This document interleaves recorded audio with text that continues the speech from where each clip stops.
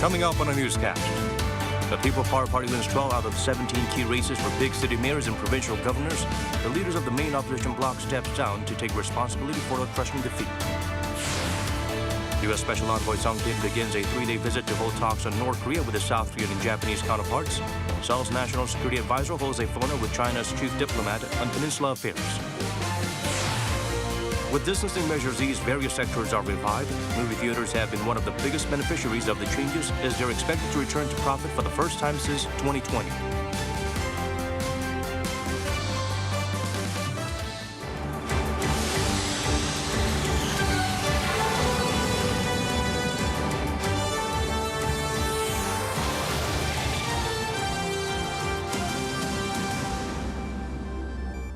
Hello and welcome. I'm Daniel Che here to bring the latest. Let's begin with our top story. Contrasting reactions from the nation's main rival parties following Wednesday's elections, resignation coming from the DP leadership to take responsibility for the crushing defeat. The PPP celebrates victory but acknowledges the responsibility it faces. Lee Kyung-eun starts us off. Amid growing calls for party renewal, this is what the Democratic Party decided to do following its election defeat.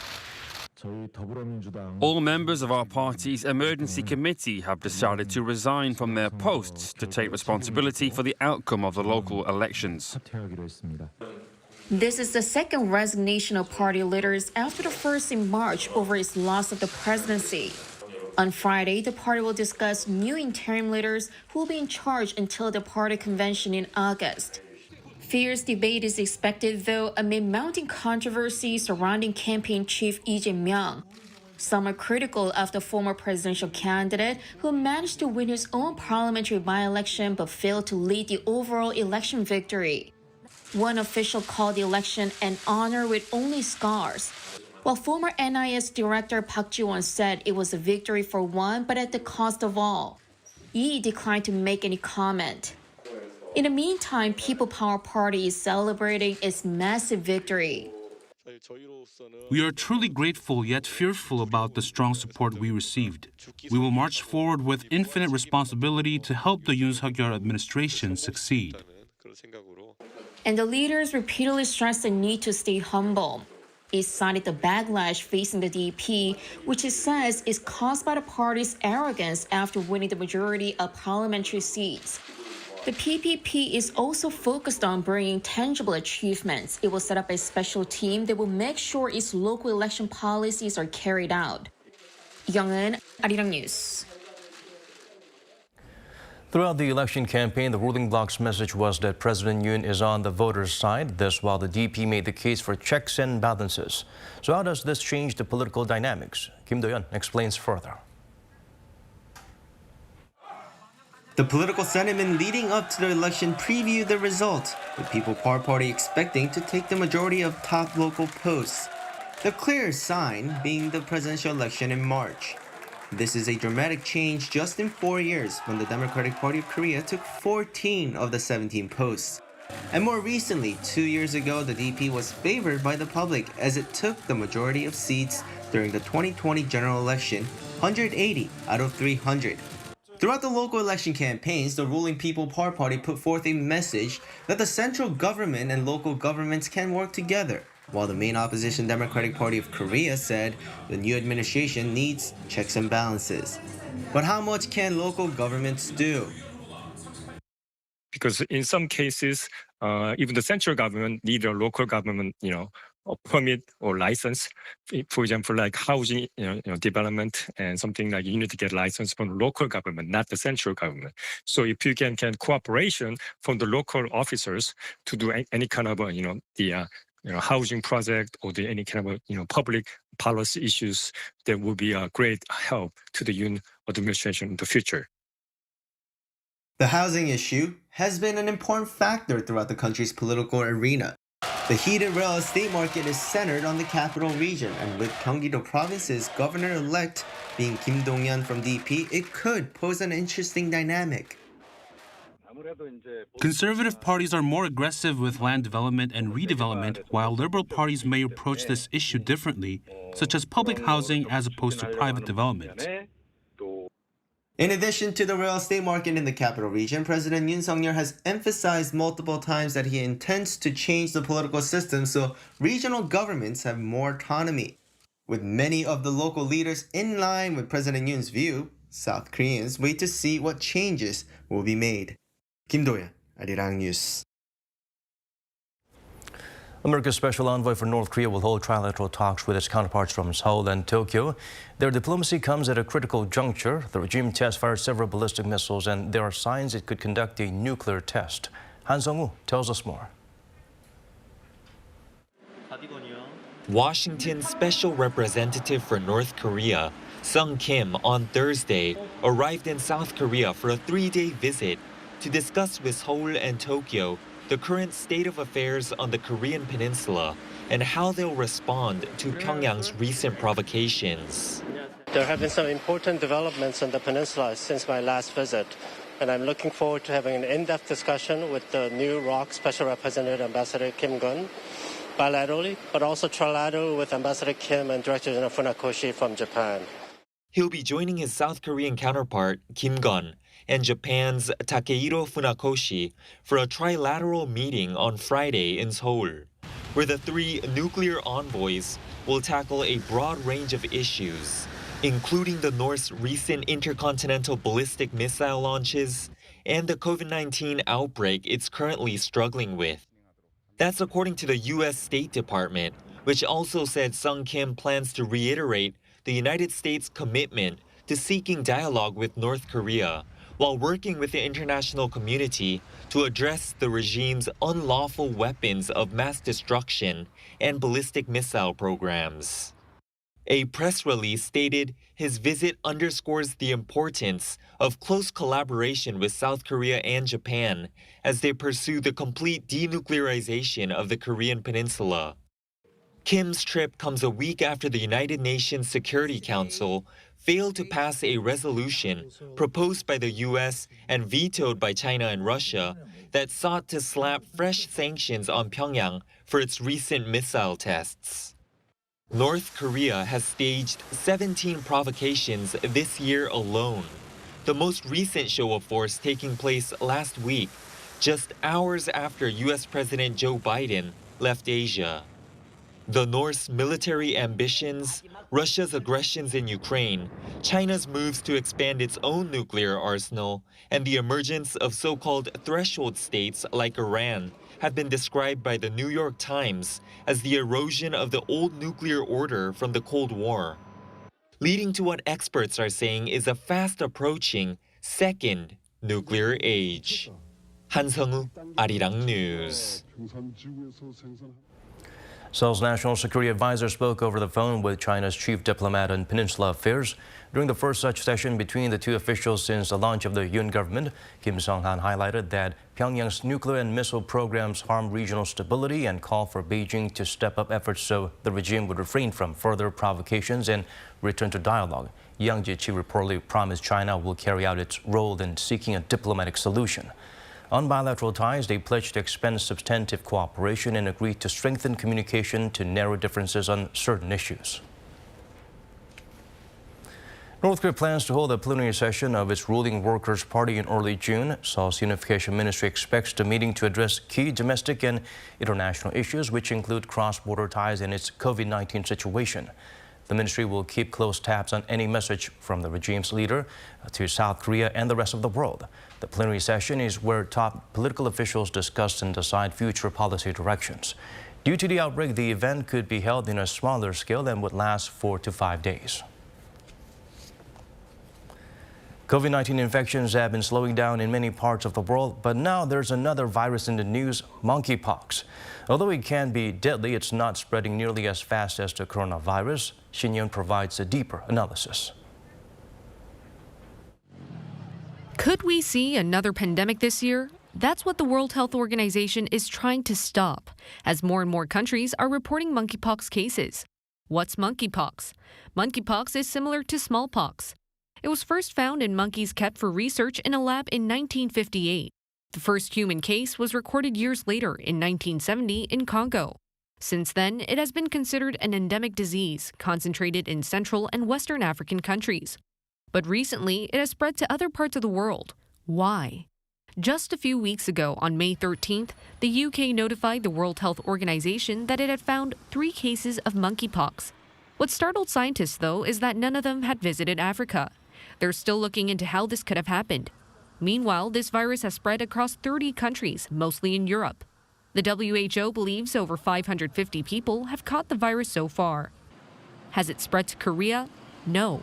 But South Korea's health authorities on Tuesday have placed monkeypox in the second level of contagious diseases in their 4-tier scheme.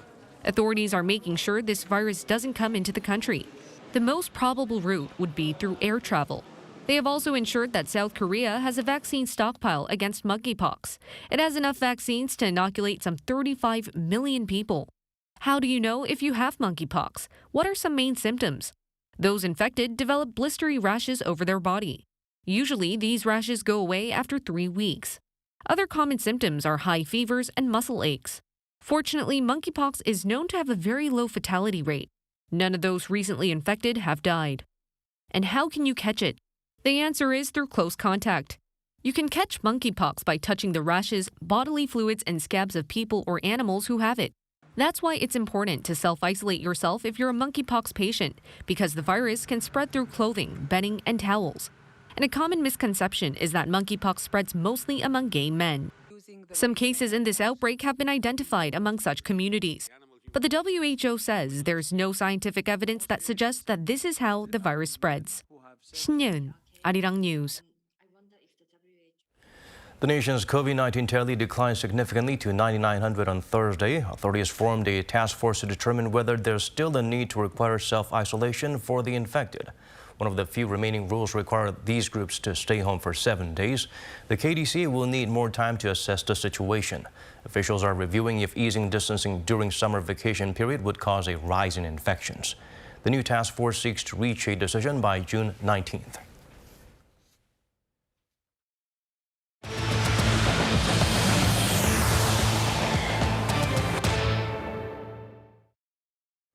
Russian forces have nearly taken full control of Severodonetsk. President Joe Biden announced plans to send more advanced rocket systems and munitions with assurances that Ukraine will not use them to strike Russian territory. Jung Eun-ju has the latest. Fighting continues in Severodonetsk, a city in the eastern Donbas region still held by Ukraine. Serhiy Haidai, the head of the Luhansk Regional Military Administration, said on Thursday that Russian forces now occupy about 80% of Severodonetsk. The city is the Ukrainian army's main supply route in the region. Haidai added that the neighboring city of Lysychansk is still under Ukrainian control and that this is a militarily advantageous position. Amid escalating Russian offensive in Donbas, the U.S. announced on Wednesday that it will send a $700 million weapons package to Ukraine. According to officials, the 11th package will include high-mobility artillery rocket systems, or HIMARS, with battlefield munitions which can accurately hit targets as far away as 80 kilometers. It will also include air surveillance radars, anti-tank and anti-armor weapons, and artillery rounds. This comes after Ukrainian President Volodymyr Zelensky repeatedly pleaded with world leaders for more arms and equipment. The U.S. had previously not supplied Ukraine with long-range rockets, fearing it may escalate tension between Russia and the West.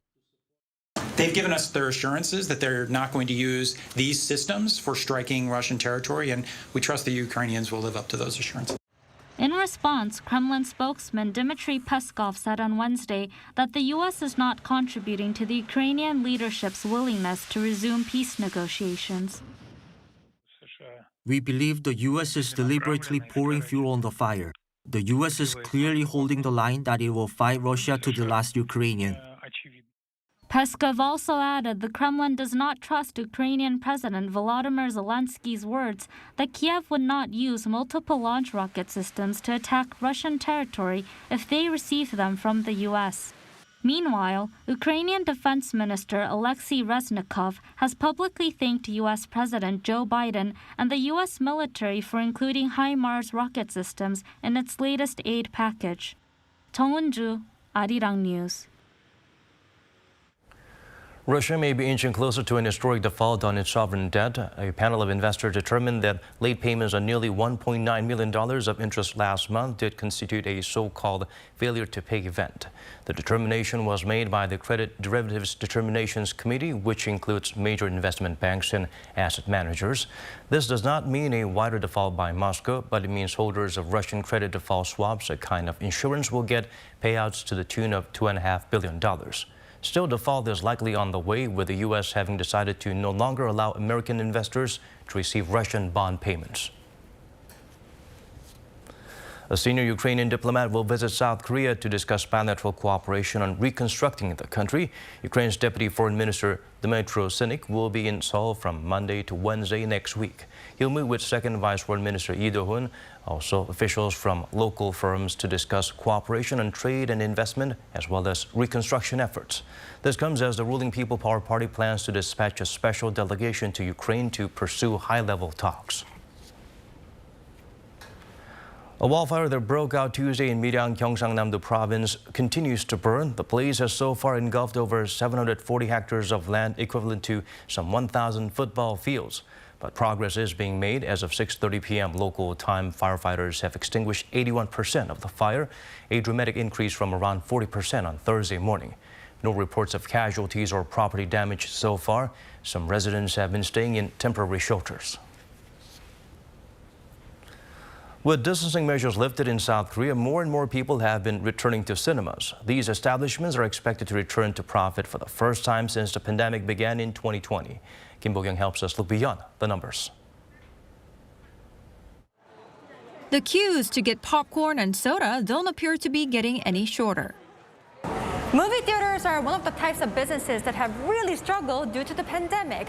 A little over a month has passed since the social distancing rules were lifted, and this theater is once again busy with movie lovers who have come to see a film on the big screen. According to some industry sources, more than 14.22 million people have visited movie theaters nationwide as of May 30th, which is almost 5 times more than the previous month. With the social distancing measures lifted, and since we can watch movies while eating popcorn or other snacks, my friends and I came to see a movie after school. Since we can go around freely now the measures have been lifted, I thought of watching a movie as I wasn't able to during the pandemic, so I came with my friends. Since the start of the pandemic in February 2020, the industry has been operating at a loss. But with the soaring number of movie lovers now returning to theaters, there is an expected return to profit. Usually, when we have 10 million visitors per month come to theatres, we say the industry has made a surplus. This May, for the first time since the COVID-19 pandemic, there's been 14 million, so we are expecting to see a profit for this month. The insider adds that if the movie is good enough, reaching 10 million viewers is definitely possible. Compared to the past, when even films that were considered worthy of attracting that many viewers could only get around a third of that. What's encouraging is that 2 movies in particular, both sequels, The Roundup and Doctor Strange in the Multiverse of Madness, have been able to attract even more viewers than their previous editions had attracted before the pandemic. There's also the highly anticipated releases of 2 Cannes Film Festival Award winners, Broker starring Song Kang-ho, as well as Decision to Leave by director Park Chan-wook. Kim Bo-kyung, Arirang News. President Yoon Suk-yeol awarded the nation's highest sporting honor to Son Heung-min. The Cheongryong Medal was presented to the football star ahead of a friendly match between South Korea and Brazil on Thursday. Seoul is celebrating the 20th anniversary of the 2002 World Cup it co-hosted with Japan. Son recently became the first Asian player to win the EPL Golden Boot after becoming the league's joint top scorer of the season. Also recognized was his contribution to the 2018 Asian Games, where he helped the country win gold. The president also had dinner with the 2002 World Cup squad, including coach Gus Hiddink. Blackpink has called for collective action to combat climate change. As advocates of the UN's 26th Climate Change Conference, the K-pop group released a video message via its official YouTube channel. The girls describe how climate change impacts daily lives and call for action to protect the planet. The video was filmed at the British Embassy in Seoul last Thursday when the group attended an event to celebrate Queen Elizabeth II's Platinum Jubilee. If you notice cafes and coffee shops on basically every street in South Korea, that's because there are over 70,000 such establishments in the country. One reason behind this trend is that many of these spots provide a place to meet for millennials and Gen Z, collectively known as the MZ generation. Lee Siu has the full story. On average, South Koreans drink 353 cups of coffee a year. That's nearly 3 times the global average. South Korea boasts over 70,000 cafes, which is more than the number of convenience stores in the country. And while the pandemic has hurt many industries, cafes have been booming. In fact, in 2020, the country imported a record 176,000 tons of coffee, up 5.4% from the previous year. And in January 2021, the number of cafes had grown by 15% compared to the same month the year before. A significant number of the new cafes were opened by the so-called MZ generation, those born between roughly 1981 and 2005. A cafe owner who belongs to this generation shared why he thinks many of his peers dream of opening cafes. Low barriers to enter the market, the fact that you can decorate your own space and develop your own recipes and get immediate feedback from customers, as well as personal satisfaction, I think are the reasons. According to a survey conducted in 2020, over 50% of the MZ generation visit cafes more than once a week. I think for Korean people, it's a place where people can find rest for a moment. Studying at cafes is less stressful and more fun than in rigid environments like at home or school. Experts say that for young people, cafes provide a place of independence. For the MZ generation, their own space within the house is very limited and their friends also have no space of their own. So to maintain social relationships, talk to each other, and to do activities independently, they have to go outside the house. And the closest place they can access their own space are cafes. Cafes are more than just a place to buy coffee, especially for young South Koreans. 이시후, Arirang News. Seoul will host an event to celebrate 60 years of diplomatic ties with Colombia. Sunday at Duksam Hangang Park, there will be traditional Colombian dances performed by Koreans and Colombians, joined by some Colombian musicians. A display of graffiti art as well, depicting the two countries' friendly ties. The nation's capital has 2 sister cities in Colombia, its capital Bogota and Medellin. Last year, the president of Colombia visited South Korea and was named an honorary Seoul citizen.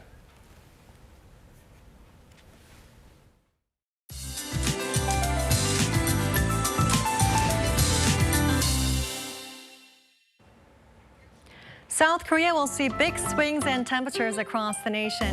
Western parts of the country will see summer-like heat as maximum temperatures will surpass 30 degrees Celsius. For the capital region, baking hot conditions are expected with highs of 32 degrees. The East Coast will be relatively breezier with highs hovering near in the early 20s. UV radiation from the sun will be very intense tomorrow. Most parts of the country will see UV ray index in the very high range. If you have any plans for outdoor activities, try to be in the shades as much as possible, especially during the hours of 10 a.m. to 3 p.m. In the meantime, dry westerly winds are blowing, making eastern parts of the country drier. Gyeongsang-do provinces and the surrounding regions are still under dry weather advisories. Morning lows in Seoul and Busan will start up at 19 degrees. And sunshine will quickly make a return for the daytime. Daejeon will get up to 32 degrees. Daegu 31 and Gwangju will be hot at 33 degrees. For this weekend, partly cloudy skies are expected for the capital region. That's all for now, and here are the weather conditions around the world.